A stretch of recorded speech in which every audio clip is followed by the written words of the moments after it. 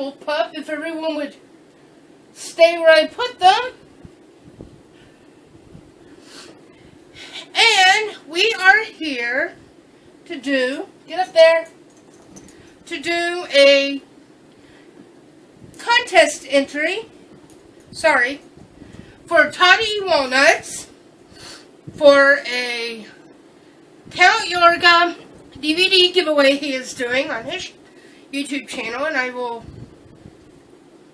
stop shaking the table. I will put a link to his channel in the description box below. He has a really awesome channel. Mind your business. Mind your business. Anyway, he wants us to do a video entry telling him our top 5 rated vampire films. However, as we know with me, things are not that simple. And excuse how I look. I've been sick in bed all day. I don't feel very well, so I'm a little unkempt, but that's nothing new around here. That's nothing new.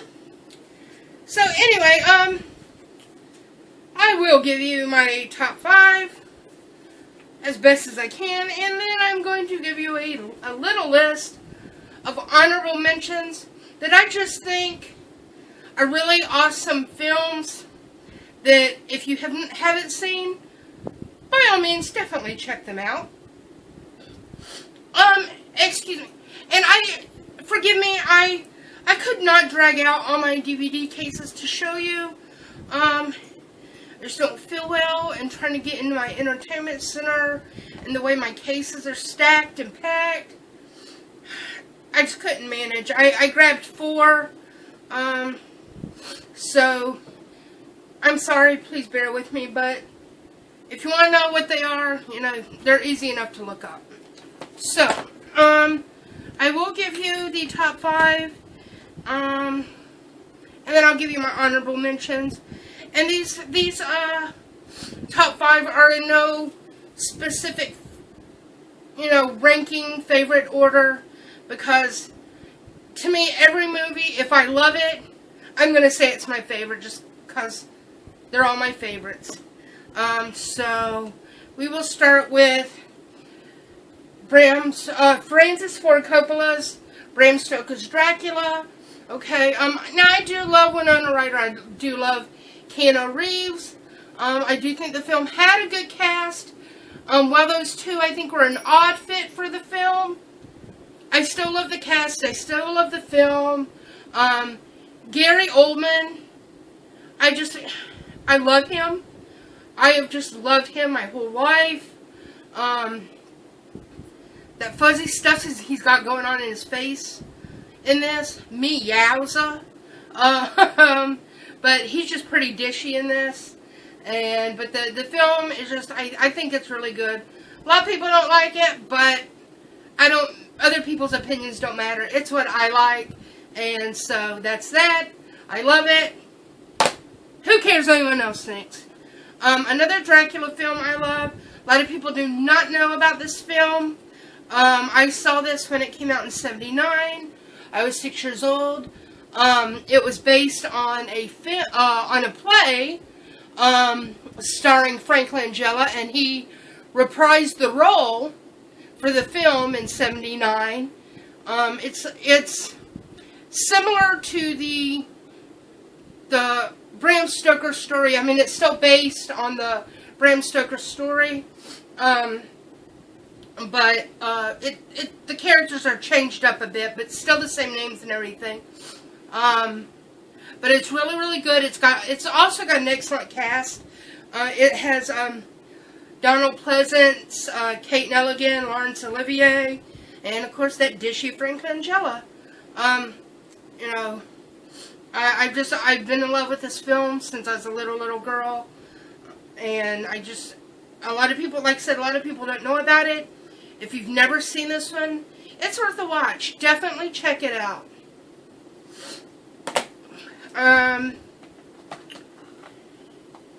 From Dusk Till Dawn.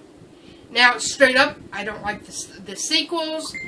I have yet to watch any of the TV series.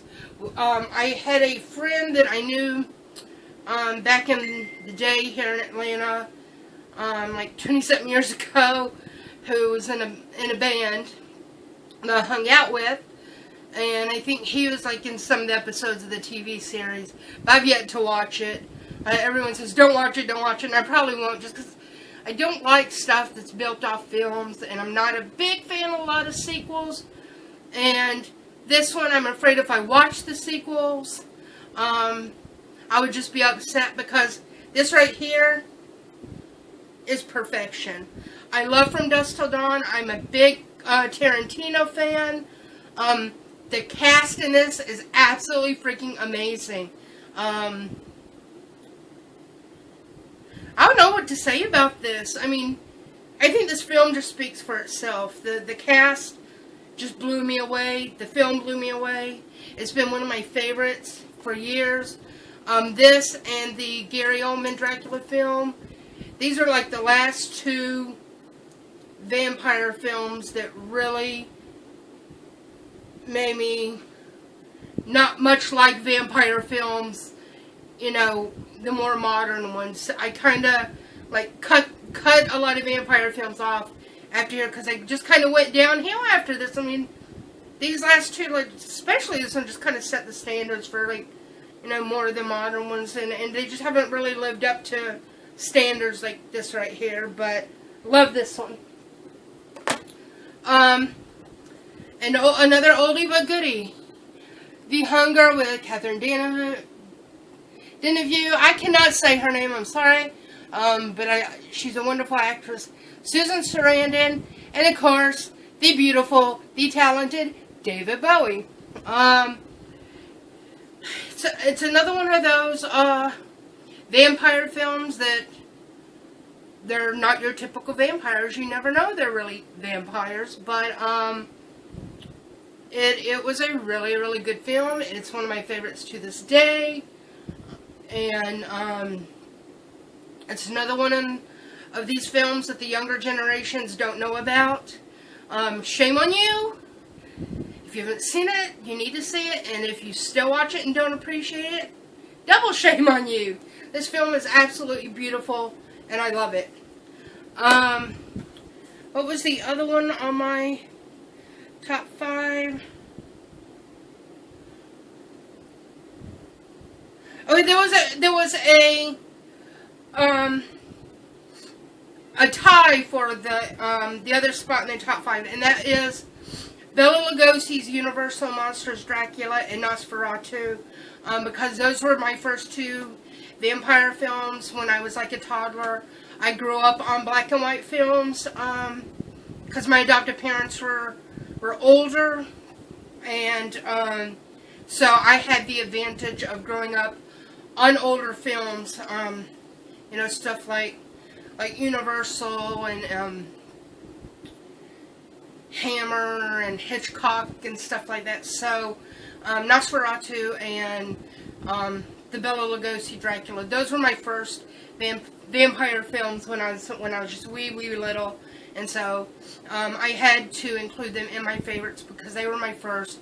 They were my first vampire films and my favorites. So they tied for ranking in the top 5. So those are my top 5. Technically 6. So I'm gonna run down and give you an honorable mentions list. Love at First Bite. It's another vampire film that came out in 1979, along with the 1979 Dracula. But it is a comedy that's starred Susan St. James. I can't remember that other guy's name. Escapes me. And the famous George Hamilton. But it is a comedy, and if you haven't seen it, it's absolutely hilarious. You should check it out. Fright Night, the original, with Chris Sarandon and Roddy McDowall. I did not like the remake. It was god-awful. Again, I'm not a big fan of remakes for the most part.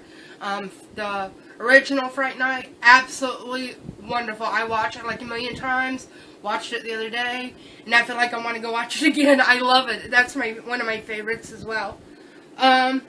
Salem's Lot, the original, so from the late 70s, early 80s.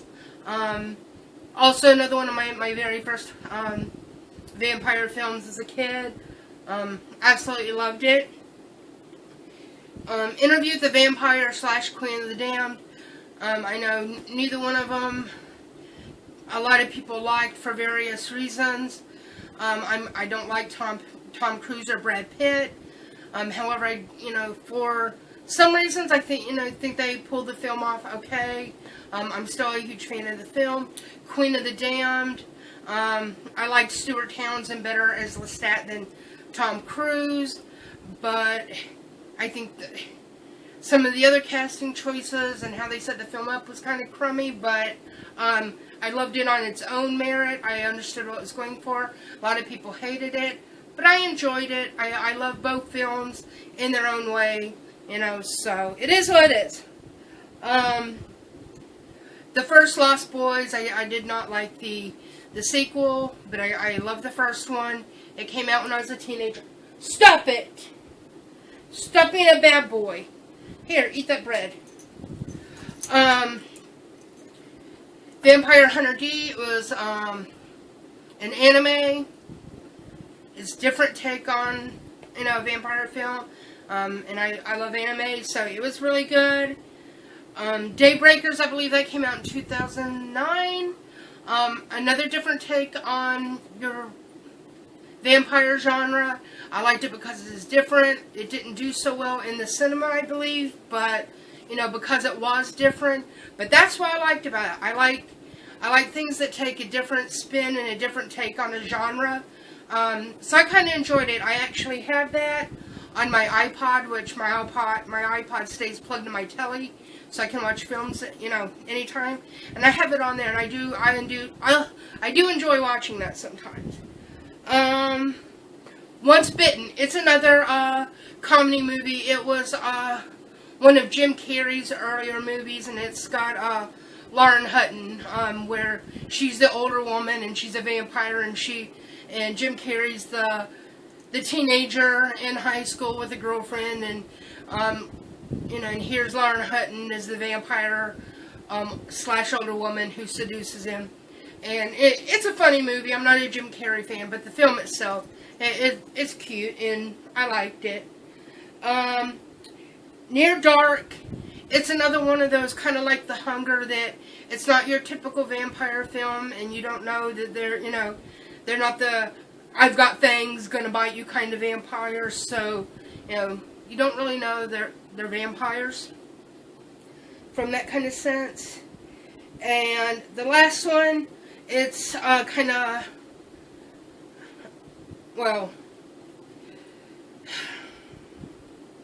okay, I'm not a huge fan of this particular franchise specifically. I like them, they're okay, and I'm not a fan per se, but I included it because I do have friends that are huge fans, and I'd feel like a piece of crap if, I left my friend's favorite film franchise out. But it is the Twilight series. Don't crucify me, everybody, for including it.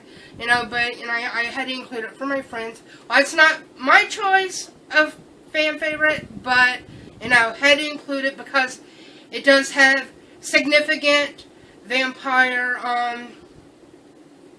pop culture reference. It just does. It's not my favorite, but it's my friend's favorite, so I'm going to include it. And the last, I'm not adding any specific film, but I'm including any of the Dracula films from Hammer Productions with Christopher Lee, because I'm a huge Christopher Lee fan. He was another one of my early Draculas that I fell in love with as a kid. I love Christopher Lee. He was an amazing man, and the loss of him this year was, such a great loss and a great talent in the world, and so he had to have a mention in this, and he should probably be ranked in a tie with, you know, some of, you know, my top 5 rated, you know. He actually belongs in there too. So let's stick him in there. And that's really it as far as the film goes. One thing I wanted to include in the end of that, it's not really a film. It was a brief mini-series, TV series based on Vampire the Masquerade. It was called Kindred the Embraced, and I couldn't dig out the DVD box that I have. Last I checked, it was out of print and really hard to find. But it was based on Vampire the Masquerade role-playing game, which, you know, I had played heavily back in the day when it was first released, like 20 years ago, and I've played off and on over the years. And believe me, it was god awful. It was not one of the best series, but I loved it just because, you know, it was connected to the game and it was really interesting. But that is it for us. So check out Todd E Walnuts' YouTube channel. I'll leave a link to his channel in the description box below. Like I said, I could not limit this to just the top 5. I had to give you guys a lot of honorable mentions because I'm a huge vampire film genre freak, and my child is being rotten to the core, so we are out of here, right? Alright, Dinkus! Alright. So my wolf pup wants to get out of here. I want to get out of here. And I think it is time for... Say it is time for their din-din. And Mama needs a nap again. What? What are you looking at? So, be sure to like, comment, subscribe. And that's it. Peace out, folks.